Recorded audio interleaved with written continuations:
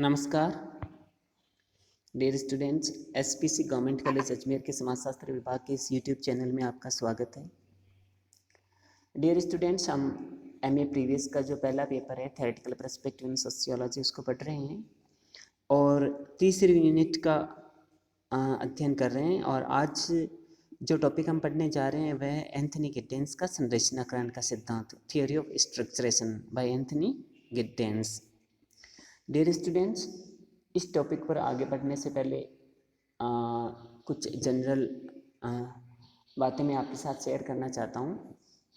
Dear students, जैसा कि आप जानते हैं पूरी दुनिया सहित भारत में कोविड-19 पेंडेमिक का संक्रमण पुनः बढ़ता जा रहा है। कहीं दूसरी लहर है, कहीं तीसरी लहर है। हमारा देश इस कोरोना महामारी की दूसरी लहर से जूझ रहा है और संक्रमण बहुत तेज़ी से बढ़ रहा है। ये चिंताजनक बात है और इसका सामना करने के लिए, इसे बचने के लिए भारत सरकार और राज्य सरकार ने कुछ गाइडलाइंस जारी की हैं। उनका हमें पालन करना है। नियमित रूप से मास्क का प्रयोग करना है, सोशल डिस्टेंसिंग की पालना करनी है, आवश्यकता के अनुसार सैनिटाइज़र और साबुन का प्रयोग करना है, दूसरे लोगों को भी इसके लिए प्रेरित करना है। ये हम सब की भलाई के लिए, ये अगर जीवन है तो सब कुछ है। सबसे पहले हमारी प्राथमिकता है कि अपने आप को, अपने समुदाय, परिवार को, समुदाय को, समाज को इस कोरोना की बढ़ते हुए संक्रमण से बचाना और इससे उभर कर बाहर आना, ताकि हम अपने सामान्य जनजीवन को वापस सामान्य जनजीवन की मुख्य धारा में लौट सकें। और उसी के लिए दिशा निर्देश जारी किए गए हैं। कॉलेजेस में जो ऑफलाइन क्लासेस है वो भी बंद कर दी गई हैं, लेकिन फिर भी ऑनलाइन मोड के माध्यम से वो क्लासेस जारी रहेगी और आपकी जो ये एकेडमिक प्रोग्रेस है ये निरंतर बनी रहे। जो पाठ्यक्रम है वो ऑनलाइन मोड से आपको पूरा करवाया जा सके, इसके लिए हम प्रयास कर रहे हैं।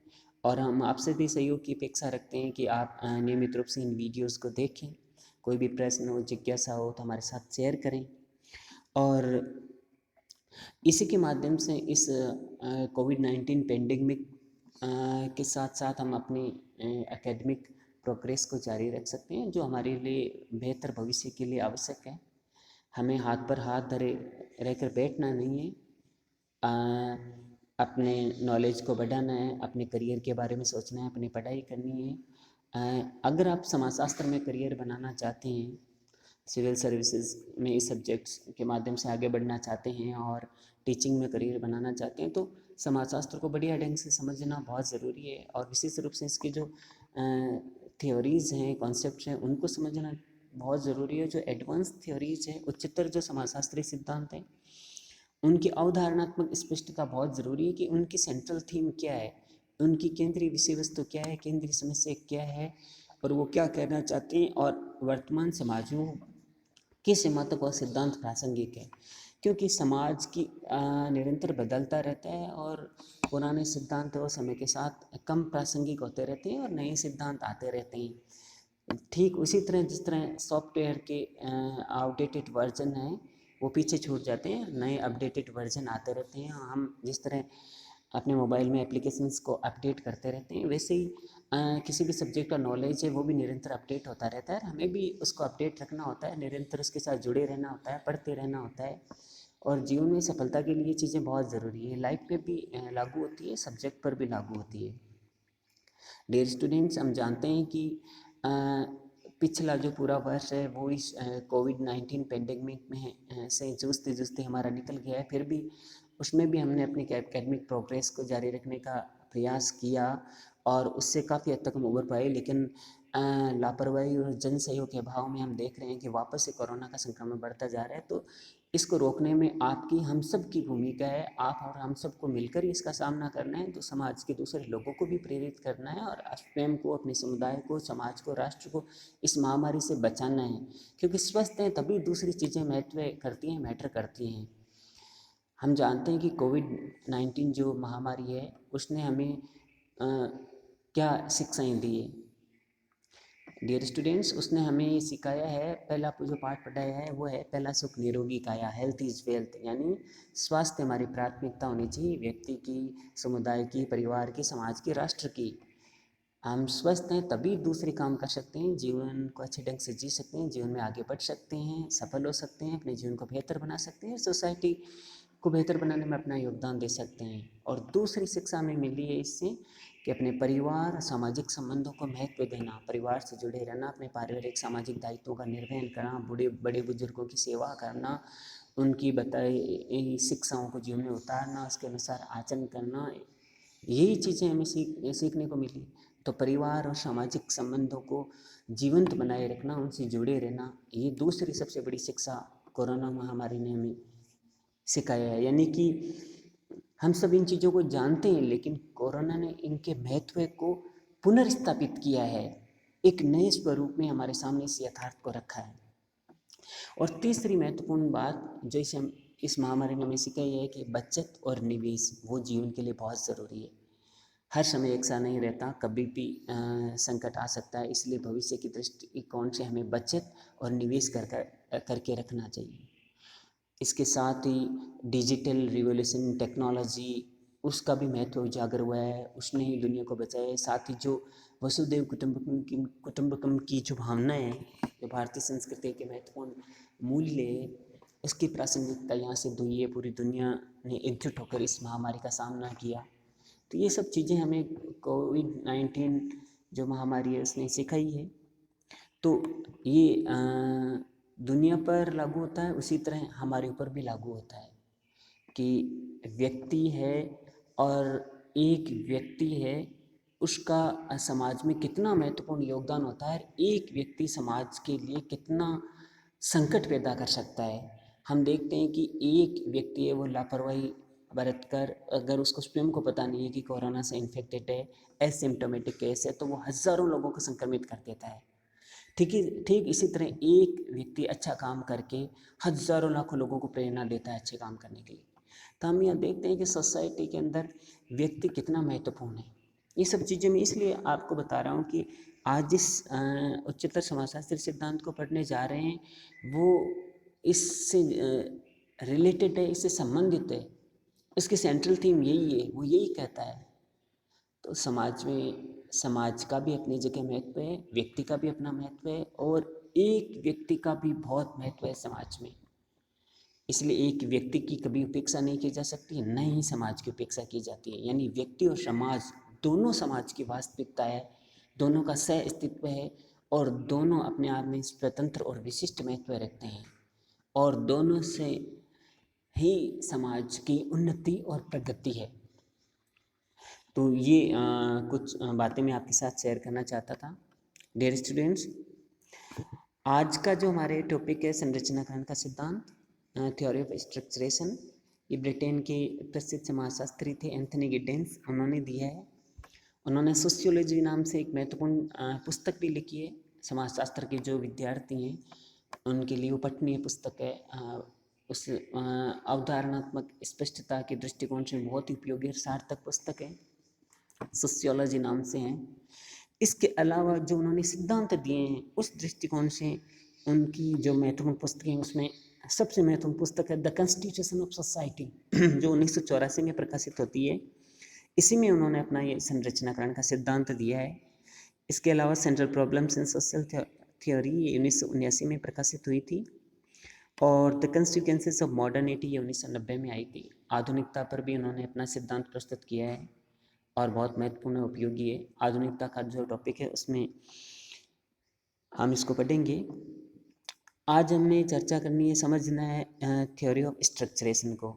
डियर स्टूडेंट्स, ब्रिटिश समाजशास्त्री एंथनी गिडेंस ने अपनी पुस्तक द कॉन्स्टिट्यूशन ऑफ सोसाइटी जो 1984 में प्रकाशित हुई थी, उसमें ये सिद्धांत दिया है। और उनके सिद्धांत का सार ये है, वो ये कहते हैं कि व्यक्ति और संरचना दोनों समाज की वास्तविकता है, दोनों एक दूसरे से अलग नहीं हैं, और दोनों एक दूसरे से अंतर्निर्भर है, एक दूसरे को प्रभावित करते हैं।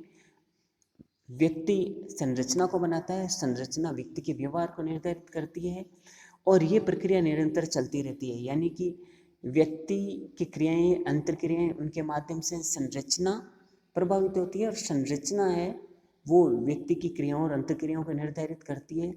और इस तरह सामाजिक संरचना की जो प्रक्रिया है वो निरंतर चलती रहती है। संरचना बनती रहती है, बिगड़ती रहती है, फिर बनती रहती है। इसी को ही संरचनाकरण कहते हैं, यानी ये निरंतर होने वाली अंतर्क्रियाओं की एक प्रक्रिया है। उनका ये मानना है कि संरचना अपने आप के अंदर एक बार कोई निर्मित होने वाली कोई स्थिर अवधारणा नहीं है। ये किसी अवस्था का सूचक नहीं है, बल्कि ये तो निरंतर इसका सृजन चलता रहता है, पुनर्सृजन होता रहता है, निर्माण होता रहता है, पुनर्निर्माण होता रहता है। यानी संरचना और क्रिया, इन दोनों में निरंतरता बनी रहती है। समाज की संरचना एवं लोगों की जो क्रियाएं हैं, यहाँ लोगों को एंथनी गिडेंस एजेंट का नाम देते हैं, अभिकर्ता या कर्ता। तो वो एक दूसरे से घनिष्ठ रूप से अंतर संबंधित होती हैं, और व्यक्तियों की जो क्रियाएं होती है, अंतर्क्रियाएं होती हैं, उससे सामाजिक संबंधों के प्रतिमान बनते हैं, उन प्रतिमानों से संरचना बनती है, और पुनः जो संरचना है वो व्यक्ति की यानी कर्ता की जो क्रियाएं, अंतर्क्रियाएं हैं, उनको निर्धारित करती है, और ये संपूर्ण प्रक्रिया है वो संरचनाकरण कहलाती है। इसको वो संरचना की द्वयात्मकता यानी ड्युअलिटी ऑफ स्ट्रक्चर भी कहते हैं। वो ये कहते हैं कि कर्ता यानी एजेंट, उन्होंने व्यक्ति को एजेंट नाम दिया है, कि कर्ता और संरचना एक दूसरे से पृथक नहीं है। सामाजिक संरचना का निर्माण यानी कर्ताओं द्वारा होता है, उनकी क्रियाओं और अंतर्क्रियाओं से होता है, और कर्ताओं के व्यवहार को निर्देशित व्यवस्थित बनाने के लिए का काम सामाजिक संरचना करती है। तो इस प्रकार हम देखते हैं कि जैसा कि मैंने लिखा है, structuration is equal to agent and structure, यानी एजेंट है, करता है, वो संरचना को निर्धारित करता है, संरचना को बनाता है, और जो संरचना है वो तय करती है कि कर्ता किस तरह का व्यवहार करता है, किस तरह का व्यवहार नहीं कर सकता। यानी सामाजिक संरचना के अपने नियम उपनियम होते हैं। सामाजिक संरचना के अंतर्गत समूह, संस्थाएं, नियम, उपनियम, परिस्थिति, भूमिका, मानदंड, मूल्य सभी समाहित होते हैं, और उसी के अनुसार कर्ता अपनी क्रियाएं करता है, और कर्ता की जो क्रियाएं, अंतर्क्रियाएं होती है, उन्हीं से संरचना निर्मित होती है। ये संरचनाकरण का सिद्धांत है। बहुत ही संक्षेप में, सारगर्भित रूप में, सरल शब्दों में हम इसको संरचनाकरण कहते हैं। एंथनी गिडेंस ये कहते हैं कि समाज की जो संरचना और जो कर्ता की क्रिया है उसको हम अलग नहीं कर सकते। संरचना व्यक्ति को प्रभावित करती है, और व्यक्ति संरचना को बनाता है, बिगाड़ता है और पुनः बनाता है। व्यक्ति के लिए संरचना अपने आप में कोई बाह्य वस्तु नहीं है। ये कोई बाह्य वस्तु नहीं है, और ये तो व्यक्ति की क्रियाओं और अंतर्क्रियाओं से बनने वाली एक उपज है। यानी व्यक्ति अपने व्यवहार द्वारा इस संरचना को बनाता है, और ये एक प्रक्रिया है जिससे व्यक्ति की क्रियाएं बनती है, यानी संरचना बराबर चलती रहती है। संरचना का बने रहने की ये जो प्रक्रिया है, इसी को हम संरचनाकरण कहते हैं। उन्होंने एक दृष्टांत के माध्यम से स्पष्ट किया है। जो हिंदी माध्यम की पुस्तकें उसमें उस दृष्टांत को भारतीय संदर्भ में प्रस्तुत किया गया है। इसमें ये बताया गया है कि एक उपन्यास में ऐसा दिखाया गया है कि एक विधवा है, वो प्रभावशाली सामंत के सामने नृत्य करती है। एक व्यक्ति उससे व्यक्तिगत रूप से मिलना चाहता है, किंतु वह कहती है कि वो व्यक्ति से नहीं, वो तो समुदाय से, संरचना से मिलती है। इस स्थिति में वो व्यक्ति प्रत्युत्तर देता है कि व्यक्ति तो संरचना को बनाता है, बिगाड़ता है, तुम विधवा हो फिर भी खुले मंच पर एक सामंत के सामने नृत्य कर रही हो। ये कैसे हो रहा है? ये इस कारण हो रहा है कि व्यक्ति है, उसका समाज, व्यक्ति और संरचना दोनों समाज में महत्व रखते हैं। व्यक्ति संरचना को बनाता है, बिगाड़ता है, फिर बनाता है, और जो संरचना है वही व्यक्ति के व्यवहार को, क्रियाओं को निर्धारित करती है, तय करती है, निर्देशित करती है, नियमित करती है। तो इस प्रकार एंथनी गिडेंस है, वो अपना संरचनाकरण का ये सिद्धांत देते हैं। गिडेंस का जो सिद्धांत है, इसमें दोहरेपन को दिखाया गया है कि संरचना व क्रिया एक साथ प्रकट होती है। संरचना में समाज के नियम, उपनियम, परिस्थिति, भूमिकाएं, मानदंड, मूल्य वो सब होते हैं, उनका निर्धारण होता है, संचालन होता है, और वो व्यवहार जो नियम है वो व्यवहार के सीमाएं और मर्यादाएं और मानदंड तय करते हैं और उन्हीं से उसी के अनुसार लोगों को आचरण करने के लिए बाध्य करते हैं। और जो ये संरचनाएं होती हैं इनका ज्ञान व्यक्ति को कैसे होता है? भाषा और प्रतीकों के माध्यम से होता है। लेकिन जब व्यक्ति क्रिया करता है, अंतर्क्रिया करता है, तो अपने ज्ञान, अनुभव, क्षमता और भावनाओं के आधार पर इन संरचनाओं में यानी कि नियमों, उपनियमों, परिस्थितियों, भूमिकाओं, मानदंडों और मूल्यों में बदलाव करता रहता है। कभी ये बदलाव धीमा होता है और कभी बहुत तीव्र गति से होता है। तो इस प्रकार जो लोग क्रियाएं करते हैं, अंतर्क्रियाएं करते हैं, वो अपने पास उपलब्ध ज्ञान, शक्ति, संसाधन, योग्यता, प्रभाव है उसके अनुसार आचरण करते हैं, उससे प्रभावित होते हैं। इस प्रकार संरचना बदलती रहती है। तो संरचना निरंतर सृजित होती है, उसका पुनर्सृजन होता है, निर्माण होता है, पुनर्निर्माण होता है। यही संरचनाकरण है और इस को दशा और दिशा देने का कार्य समाज के व्यक्ति यानी कर्ता करते हैं। गिड्डेंस का ये मानना है कि हर व्यक्ति की क्रिया है वो अन्य व्यक्ति के साथ संपन्न होने वाली अंतर्क्रियाओं में उनके पास जो उपलब्ध ज्ञान, अनुभव है उसके अनुसार होती है। समाज के नियम जो कानून है उनके अनुसार होती है और आवश्यकता के अनुसार व्यक्ति उन नियम कानूनों को बदलता रहता है। इस प्रकार संरचना का भी नया स्वरूप सामने आता रहता है। इसको उन्होंने एक डायग्राम के माध्यम से भी समझाया है, जिसमें वो ये बताते हैं कि समाज की जो एक उपलब्ध संरचना होती है उसके नियम और उपनियम होते हैं, उससे व्यक्ति की क्रियाएं और अंतर्क्रियाएं निर्धारित होती हैं और वो क्रियाएं अंतर्क्रियाएं हैं वो व्यक्ति के पास उपलब्ध जो ज्ञान है, भाषा है, सुविधाएं उनके माध्यम से होती है और उनसे जो अंतर्क्रियाएं और क्रियाएं होती है वो जो निर्धारित संरचना है जिसके नियम है, उपनियम है, परिस्थिति है, भूमिकाएं, मानदंड, मूल्य उनके अनुपालना में होती है, उसके अनुसार लोग व्यवहार करते हैं। लेकिन लोगों का जो व्यवहार होता है वो हम देखते हैं कि उसमें व्यक्ति के पास तार्किक ज्ञान भी होता है, व्यवहारिक ज्ञान भी होता है, अचेतन ज्ञान भी होता है और उस तार्किक, व्यवहारिक और अचेतन ज्ञान से जो वास्तविक संरचनाएं, जो नियम और उपनियम हैं वो बदल जाते हैं और समाज में एक नवीन संरचना बन जाती है जिसमें नए नियम, नए उपनियम आ जाते हैं, नई परिस्थितियाँ, नई भूमिकाएं या परिस्थिति और भूमिकाओं में बदलाव आ जाता है, मानदंड और मूल्य बदल जाते हैं। तो इस प्रकार समाज में नई संरचना भी बनती रहती है और वो नई संरचना फिर व्यक्तियों की क्रियाओं और अंतर्क्रियाओं को निर्धारित करती रहती है। यानी कि ये चक्र निरंतर चलता रहता है, ये प्रक्रिया निरंतर चलती रहती है। इसी को एंथनी गिड्डेंस है वो संरचनाकरण का सिद्धांत कहते हैं। डियर स्टूडेंट्स, दूसरे समाज वैज्ञानिकों की तरह उन्होंने भी पहले से विद्यमान जो सामाजिक सिद्धांत है उनकी समीक्षा की है, आलोचना की है, उनकी सीमाओं को उजागर किया है, स्पष्ट किया है और फिर अपने सिद्धांत को स्थापित किया है। क्योंकि वो कहते हैं कि पूर्व विद्यमान जो सामाजिक सिद्धांत है वो सामाजिक यथार्थ के समकालीन परिस्थितियों में समग्र व्याख्या करने में सक्षम नहीं, अपूर्ण है। इसलिए वो अपना संरचनाकरण का सिद्धांत देते हैं। एंथनी गिड्डेंस जो विद्यमान सामाजिक सिद्धांतों की आलोचना करते हैं उसमें सबसे पहली आलोचना है वो ये है कि वह प्रकृतिवाद और प्रत्यक्षवाद को अस्वीकार करते हैं। एंथनी गिड्डेंस ये कहते हैं कि समाजशास्त्र प्राकृतिक विज्ञान नहीं है और समाजशास्त्री जिस तथ्य को शोध के माध्यम से, प्राप्त सिद्धांत के माध्यम से जानता है उसको आम आदमी वैसे ही जान लेता है क्योंकि वो समाज से निरंतर जुड़ा हुआ है। जैसे आधुनिक भारत में हम देखते हैं कि जाति की राजनीति में भूमिका बढ़ती जा रही है, लेकिन ये बात एक आम आदमी भी जानता है। तो एंथनी गिड्डेंस ये कहते हैं कि प्रकृतिवाद और प्रत्यक्षवाद है समकालीन समाज की वैज्ञानिक व्याख्या करने में पूर्णतः सक्षम नहीं है, उनकी अपनी सीमाएं, इसलिए वो अस्वीकार्य हैं। उसके बाद में वो समाजशास्त्र में दोहरेपन का निराकरण करने के पक्षधर रहे हैं, वह मुद्दा उठाते हैं। वो कहते हैं कि समाजशास्त्र में हम हर जगह दोहरापन देखते हैं।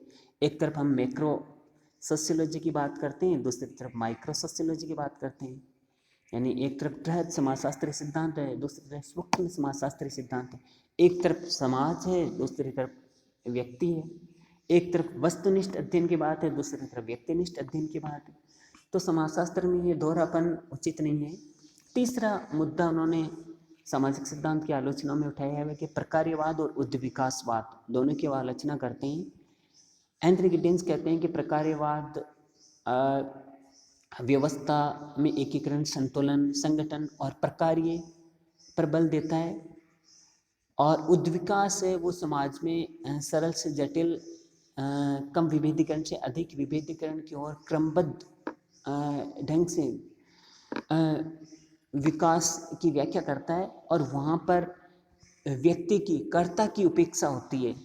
जबकि हम देखते हैं कि समाज प्रकार्यवाद और उद्विकासवाद दोनों में कर्ता का भी योगदान रहता है, उसके बिना दोनों अपूर्ण हैं।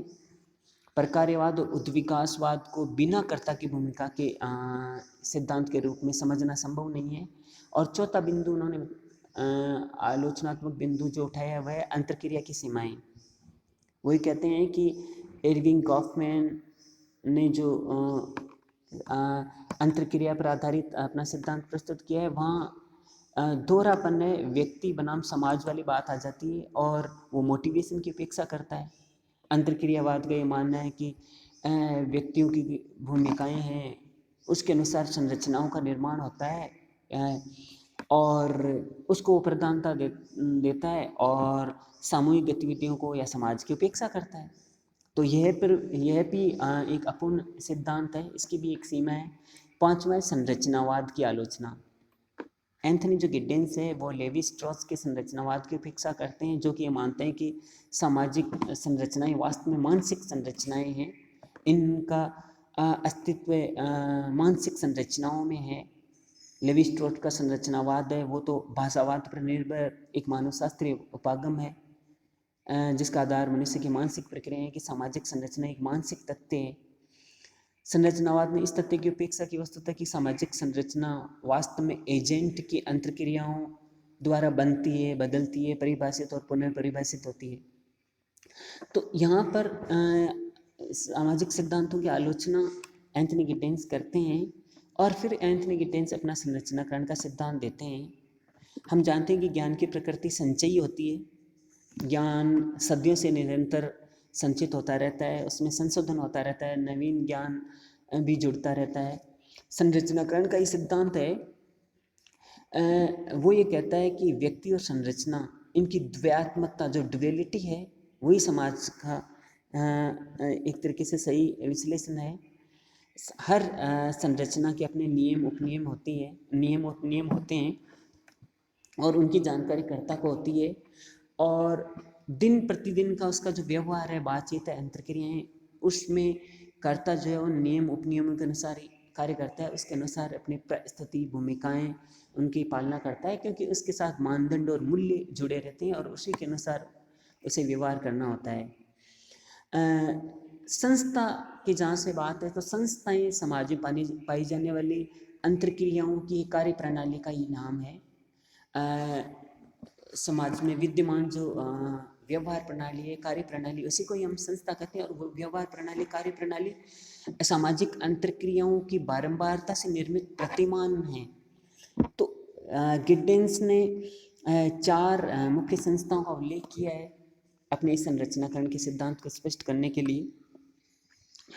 पहला है प्रतीक, भाषा और संचार के विमर्श, जिसके माध्यम से संचार होता है, विचार विमर्श होता है, संवाद होता है। दूसरा है राजनीति, तीसरा है आर्थिकी, और चौथा है कानून। अब गिड्डेंस ये कहते हैं कि जो संरचना और संस्था है, उसके साथ सामाजिक आचरण की अवधारणा भी है, सोशल प्रैक्टिस नाम वो देते हैं। और वो कहते हैं कि एजेंट यानी कर्ता, यानी कि व्यक्ति जो सामाजिक क्रियाएं करते हैं, वो एक तरीके का सोशल प्रैक्टिस है, सामाजिक आचरण है, और समाज और कुछ नहीं है, इस सामाजिक आचरण का, सोशल प्रैक्टिस का ही एक समग्र है। और हर जगह हर समय ये सोशल प्रैक्टिस पर आधारित समाज है, वो प्रोड्यूस होता रहता है, रिप्रोड्यूस होता रहता है, जिसको वो संरचना के नाम से संबोधित करते हैं कि इस तरह संरचना उत्पन्न होती रहती है, उसका निर्माण होता रहता है, पुनर्निर्माण होता रहता है। गिड्डेंस से कहता है कि जब व्यक्ति सामाजिक आचरण करता है, तो उसमें 3 प्रकार की चेतनाएँ होती है या उसके पास 3 प्रकार का ज्ञान होता है। पहला होता है व्यावहारिक ज्ञान, तार्किक ज्ञान, जो व्यावहारिक ज्ञान से ऊपर का होता है, जिसमें व्यक्ति अपनी बुद्धि और चिंतन के आधार पर निर्णय लेता है। दूसरा है व्यावहारिक ज्ञान, जो उसका दिन प्रतिदिन का जो कॉमन सेंस नॉलेज है, वो व्यावहारिक ज्ञान होता है। और तीसरा है अचेतन ज्ञान, अचेतन जानकारी, अनकॉन्शियस प्रैक्टिस, यानी वह अचेतन आचरण जो व्यक्ति समाज के भय और दबाव के कारण करता है, तो वो अचेतन ज्ञान होता है। और ज्ञान के बारे में जो कर्ता की जो जानकारी होती है, वो तार्किक चेतना और व्यावहारिक चेतना, यानी डिस्कर्सिव कॉन्शियसनेस और प्रैक्टिकल कॉन्शियसनेस, इनके मध्य चलती रहती है। और इस प्रकार व्यक्ति समाज में सामाजिक आचरण करता रहता है, यानी अपने तार्किक ज्ञान और व्यावहारिक ज्ञान के आधार पर सामाजिक आचरण करता रहता है। अचेतन ज्ञान है वो भी उसके आचरण को प्रभावित करता है, क्योंकि वह समाज के भय और दबाव के कारण होता है। तो इस प्रकार एंथनी गिडेंस कहते हैं कि जो ये क्रियाएं, अंतर्क्रियाएं हैं, वास्तव में घटनाओं का एक प्रवाह है, जिसकी कोई न तो कोई शुरुआत है, न ही इसका कोई अंत है। इस कारण ये एक प्रक्रिया है, और इस प्रक्रिया को वो संरचनाकरण का नाम देते हैं। वो कहते हैं कि जो सामाजिक प्रणाली है, सोशल सिस्टम है, उसमें कर्ता यानी व्यक्ति और समूह में सामाजिक संबंधों का एक प्रतिमान बनता रहता है, जबकि संरचना में क्रिया करने वाले जो कर्ता होते हैं वो अनुपस्थित होते हैं। संरचना व्यवहारिक रूप में देखने को मिलती है जब हम इसका प्रयोग करते हैं, और संरचना मनुष्य के मस्तिष्क की जो प्रक्रियाएं हैं, उन प्रक्रियाओं के माध्यम से अभिव्यक्त होती है, और इन क्रियाओं द्वारा इसे बराबर व्यक्ति उत्पन्न करता रहता है। संरचना को ध्यान में रखकर ही व्यक्ति क्रियाएं करता है, और क्रियाओं से ही संरचना उत्पन्न होती है। इस प्रकार संरचनाकरण निरंतर होने वाली अंतर्क्रियाओं की एक प्रक्रिया है। तो यहाँ एंथनी गिडेंस का जो ये सिद्धांत है, उसका सार यहाँ स्पष्ट होता है कि जो संरचनाकरण का सिद्धांत है, वह यह है मुख्य रूप से कि जो सामाजिक संरचना है वो, और कर्ता है, अभिकर्ता क्रिया, वो परस्पर अंतर संबंधित है, उनको एक दूसरे से अलग नहीं किया जा सकता। व्यक्ति है यानी कर्ता है, वो अपनी क्रियाओं और अंतर्क्रियाओं के माध्यम से सामाजिक संरचना का निर्माण करता है, और जो सामाजिक संरचना है वो विभिन्न प्रक्रियाओं के माध्यम से व्यक्ति को क्रियाओं और अंतर्क्रियाओं के लिए प्रेरित करती है, और उन क्रियाओं और अंतर्क्रियाओं को नियमित, निर्देशित और संचालित करती है। इस प्रकार ये संरचना बनती, बिगड़ती और बनती रहती है। इसके साथ ही एंथनी गिडेंस का जो संरचनाकरण का सिद्धांत है, उससे संबंधित कुछ दूसरी अवधारणाएं भी है, जैसे कार्यशैलियाँ, यानी जो कर्ता है, यानी जो व्यक्ति है जिसको कर्ता नाम दिया गया है, समाज में वो जब क्रिया करता है, अंतर्क्रिया करता है, तो उसके आचरण की अलग अलग कार्यशैलियाँ होती हैं। उसके 3 प्रकार बताए हैं एंथनी गिडेंस ने। पहला है विशिष्ट कर्तव्य और अधिकार, हर कर्ता के अपने कुछ विशिष्ट कर्तव्य और दायित्व होते हैं। फिर दूसरा होता है उद्देश्य पूर्ति की सुविधाएं, कि कर्ता के जो उद्देश्य हैं उनकी पूर्ति के लिए समाज में क्या सुविधाएं हैं। और तीसरा है संचित ज्ञान और व्याख्यात्मक योजनाएं, कि समाज में संचित ज्ञान जो है वो क्या है, और व्याख्यात्मक योजनाएं क्या है, जिसके अनुसार वह व्यक्ति समाज में आचरण करता है। इसके साथ ही जुड़ी हुई अवधारणा है संस्थाओं का पुनर्अवधारणीकरण। इसका तात्पर्य ये है कि सामाजिक संस्थाएं हैं, वो समाज में व्यक्तियों की क्रियाओं और अंतर्क्रियाओं की एक व्यवस्था होती है, और जो नियम, उपनियम और साधन है, उसी के माध्यम से संस्थाओं का भी निर्माण होता है। और उन्होंने 4 प्रकार की संस्थाओं का उल्लेख किया है, जैसा कि अभी हमने पहले पढ़ा ही था। इसमें पहली संस्था जो है वह उसका हम पहले ही जिक्र कर चुके हैं, जिसमें प्रतीक, भाषा और संचार के विमर्श आते हैं। इसमें व्यक्ति है वो संचार के प्रतिमान है, उनका निर्माण करता है, उनका पुनर्निर्माण करता है। और दूसरी संस्था है राजनीति, जिसमें प्राधिकार, नियम, साधन, प्राधिकार, वितरण, ये प्रक्रियाएं हैं, इनका निर्माण और पुनर्निर्माण होता रहता है। तीसरी है आर्थिकी, जिसमें वितरणात्मक नियम है, साधनों का सृजन है, तो उनका निर्माण पुनर्निर्माण होता रहता है। और चौथा है कानून, यानी कानूनी संस्थाएं, तो जो मानदंडात्मक नियम है उनका निर्माण और पुनर्निर्माण होता रहता है। इसके अलावा एंथनी गिड्डेंस ने संरचनात्मक विरोध का भी कॉन्सेप्ट दिया है। इसका तात्पर्य ये है कि कभी कभी समाज के जो नियम, उपनियम और संसाधन हैं उनमें अंतर्विरोध खड़ा हो जाता है, और वो अंतर्विरोध दो प्रकार का होता है, प्राथमिक और द्वितीयक। उदाहरण के लिए जब श्रमिक और पूंजीपति एक दूसरे के हितों के लिए आमने सामने खड़े होते हैं तो ये प्राथमिक अंतर्विरोध है, क्योंकि एक तरफ श्रमिक है वो बेहतर वेतन भत्ते सुविधाओं की मांग करते हैं, दूसरी तरफ पूंजीपति है वो अधिक से अधिक लाभ अर्जित करना चाहते हैं। अगर श्रमिकों के वेतन भत्तों को हम बढ़ाते हैं तो पूंजीपतियों के लाभ में कमी आती है। तो इस प्रकार ये प्राथमिक विरोध सामने आता है, और प्राथमिक अंतर्विरोध से ही द्वितीयक अंतर्विरोध पैदा होता है।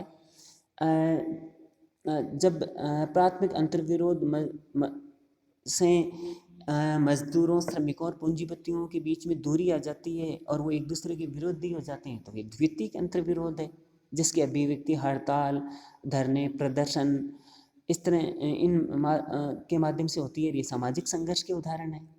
तो इस प्रकार हम देखते हैं कि नियम, उपनियम, संसाधन है, उनका निर्माण पुनर्निर्माण होता रहता है, और इसका आधार क्या है? अंतर्क्रियाएं और क्रियाएं।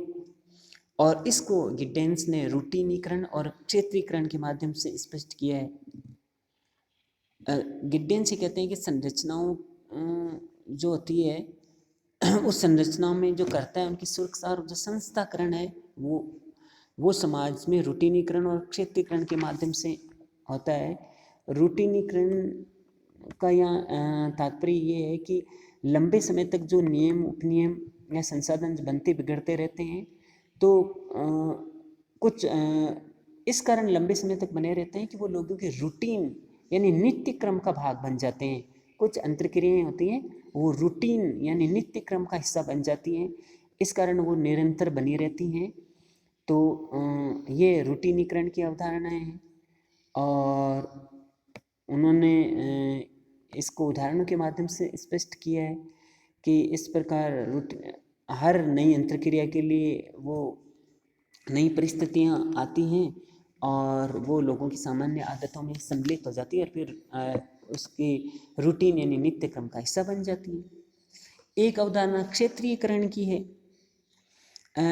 इसका तात्पर्य है कि अंतर्क्रिया जब क्षेत्र और सीमाओं से परे ले जाती है और स्थान की सीमाओं के साथ जुड़ती है, तो गिड्डेंस से लोकेल की अवधारणा से जोड़ते हैं।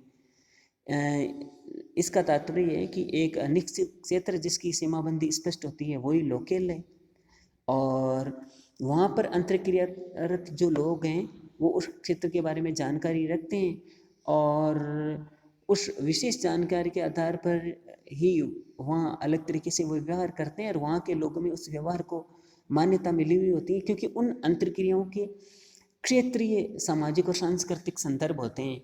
तो उस क्षेत्र विशेष में जो मान्य सामाजिक अंतर्क्रिया होती है वो वहाँ स्वीकार होती है। इसको क्षेत्रीयकरण के माध्यम से वो स्पष्ट करते हैं। तो इस प्रकार एंथनी गिड्डेंस ये कहते हैं कि रूटीनीकरण और क्षेत्रीयकरण, इनके माध्यम से जो अंतर्क्रियाएं होती हैं उनसे जो संस्थागत संरचनाएं बनती हैं उनका परिमार्जन होता रहता है। इस प्रकार एंथनी गिड्डेंस हैं वो अपना संरचनाकरण का सिद्धांत देते हैं। और एंथनी गिड्डेंस ये कहते हैं कि सामाजिक संरचना की जो अवधारणा है उसको वो पुनर्परिभाषित करते हैं, और जिसमें नियम और साधनों की प्रणालियों को निरंतर विविध प्रतिमानों में वो उभरते हुए देखते हैं। और यहाँ पर संरचना है वो लोगों के मस्तिष्क की उपज नहीं मानी गई जैसा कि लेवी स्ट्रॉस मानते हैं, बल्कि ये एक सत्तामूलक अस्तित्व माना गया है, वास्तविक अस्तित्व माना गया है, जिसमें व्यक्ति अपनी क्रियाओं और अंतर्क्रियाओं द्वारा इसे निरंतर निर्मित और पुनर्निर्मित करते रहते हैं, और ये प्रक्रिया निरंतर चलती रहती है। तो ये एंथनी गिड्डेंस के संरचनाकरण के सिद्धांत का सार है। और इसी को संरचनाकरण की प्रक्रिया कहा गया है। J.H. टर्नर है, उनकी पुस्तक है स्ट्रक्चर ऑफ सोशियोलॉजिकल थियरी। उन्होंने इनके सिद्धांत को बहुत बेहतर ढंग से विश्लेषित भी किया है, साथ ही इसकी समीक्षा भी की है। एंथनी गिड्डेंस का जो संरचनाकरण का सिद्धांत है उसकी सबसे बड़ी कमी है कि इसमें बहुत अत्यधिक अमूर्तीकरण पर बल दिया गया है, और जिसका सत्यापन करना काफ़ी कठिन है। इसी तरह टालकट पाचन के जो बृहद समाजशास्त्री सिद्धांत हैं, उसी तरह एंथनी गिड्डेंस का जो संरचनाकरण का सिद्धांत है वो क्षेत्रीय कार्य यानी फील्ड वर्क या एम्पिरिकल स्टडी अनुभविक अध्ययन पर आधारित नहीं होकर विश्लेषणात्मक और व्याख्यात्मक कथनों पर आधारित है। ये भी इसकी एक कमी है। और तीसरा जो बिंदु एंथनी गिड्डेंस के संरचनाकरण के सिद्धांत की समीक्षा के लिए उठाया गया है वह है कि संरचनाकरण का जो सिद्धांत है उसे टर्नर एक अस्पष्ट सिद्धांत बताते हैं, क्योंकि इसमें अवधारणाओं को केवल वर्णनात्मक रूप में प्रस्तुत किया गया है। तो इस प्रकार एंथनी गिड्डेंस के सिद्धांत की भी अपनी सीमाएं हैं। फिर भी एंथनी गिड्डेंस का जो ये सिद्धांत है वो समकालीन परिस्थितियों में विद्यमान सामाजिक सिद्धांतों की समीक्षा करके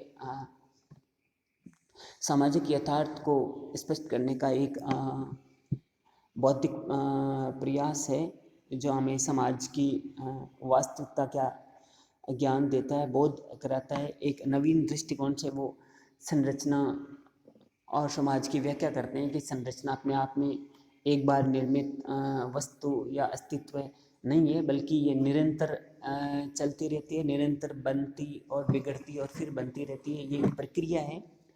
और इस प्रकार उन्होंने सामाजिक यथार्थ को स्पष्ट करने का प्रयास किया है।